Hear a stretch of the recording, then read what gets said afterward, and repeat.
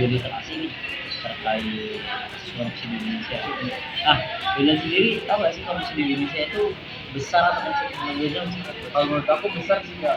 besar. Nah, kamu tahu nggak kenapa kasus korupsi itu bisa besar?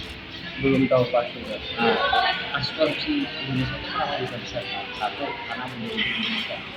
Kalau kita pelajari itu kan, ternyata kasus korupsi itu nggak cuma terjadi ketika Indonesia itu udah ada. Indonesia udah ada tahun berapa? 1928, ibaratnya gitulah. Kita bicarakan dulu. Tapi ternyata sejak korupsi itu datang di Indonesia, kasus korupsi itu udah diperkenalkan sama orang Indonesia.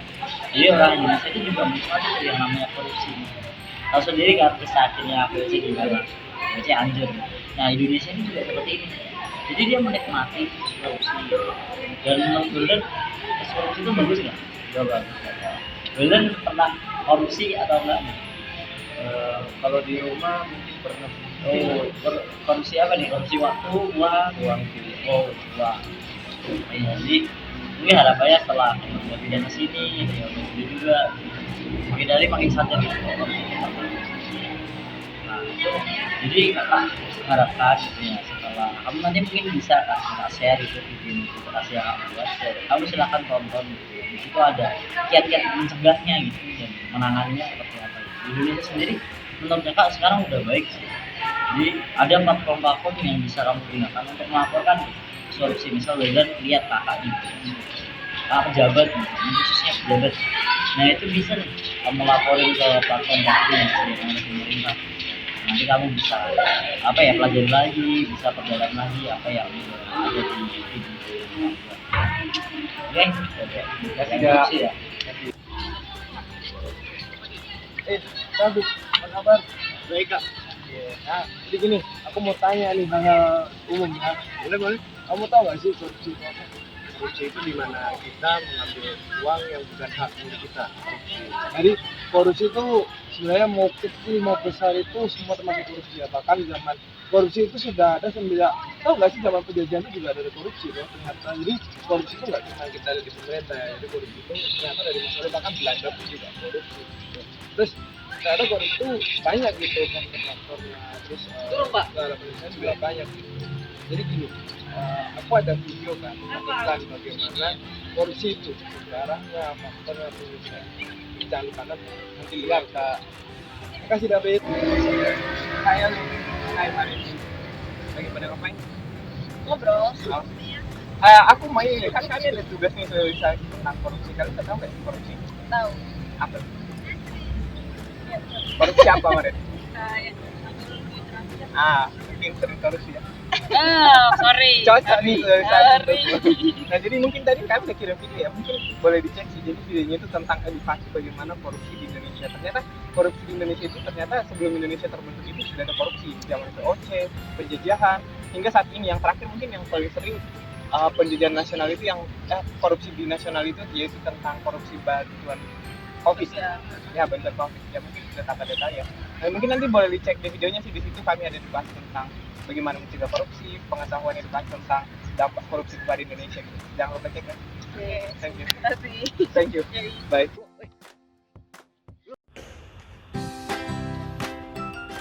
Halo Pak Pasca. Ya Pak. Ya ini dari pemerintah provinsi Pak. Tadi kepala udah itu ya kirim uang anggaran 10 juta. Tolong Bapak buat anggaran laporan keuangan seperti biasa. Oke, nanti saya Mas 10 juta tadi itu digunakan untuk apa saja selama sebulan ini? Ya, ya Pak. Betul. Ya, sama-sama Pak.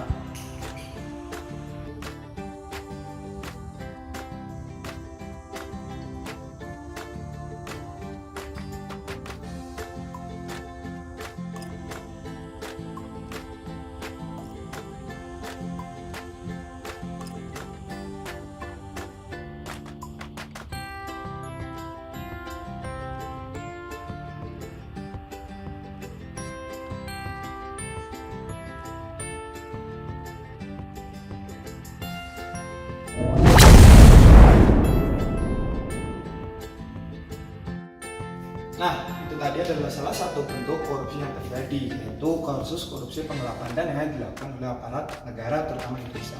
Nah, kita harus melihat apa sih itu korupsi. Jadi korupsi adalah kasus penyelewengan yang merupakan penyelewengan terhadap kepentingan negara yang dilakukan untuk kepentingan pribadi. Jadi itulah pengertian dari korupsi.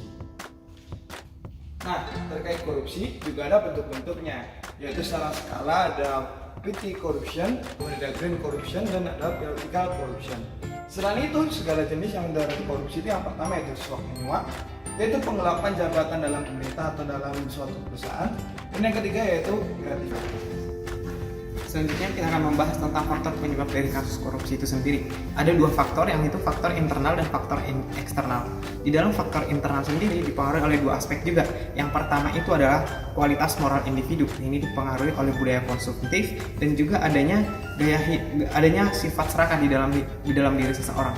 Kemudian untuk aspek yang kedua adalah aspek sosial. Hal ini disebabkan oleh bisa jadi keluarga yang mengakibatkan atau adanya dorongan untuk melakukan korupsi sendiri.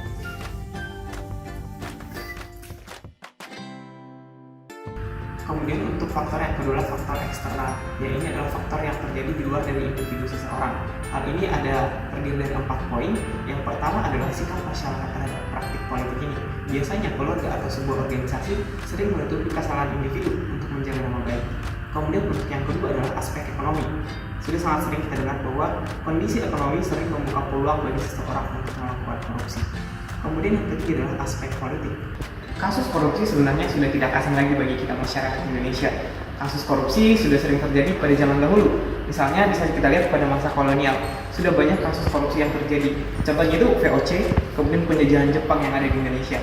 Kemudian kita beralih ke masa Orde Lama. Hal ini juga terjadi beberapa kasus korupsi yang sangat berdampak bagi Indonesia itu sendiri.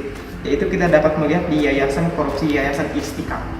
Kemudian berlanjut ke periode selanjutnya itu pada masa periode Orde Baru. Di sini sangat banyak sekali kasus korupsi yang terjadi. Contohnya itu kasus Kopa, kasus Bulog, kasus Pertamina, kasus Bapindo, dan kasus Soeharto. Nah setelah itu juga masih ada kasus korupsi di masa reformasi. Kita bisa dapat melihat di kasus PT Jiwasraya, PT Asabri, kemudian Bank Senturi, dan juga adanya korupsi Hambaleng, dan juga yang terakhir adanya kasus korupsi bantuan Covid nasional.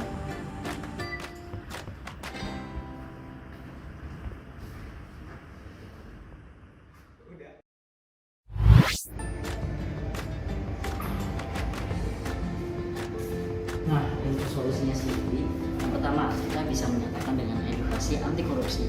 Yang kedua, dalam diri kita sendiri, kita tuh harus berintegritas sehingga meminimalisir daripada tindakan korupsi. Terus yang ketiga adalah melaporkan tindakan korupsi ke lembaga yang sudah disediakan oleh pemerintah.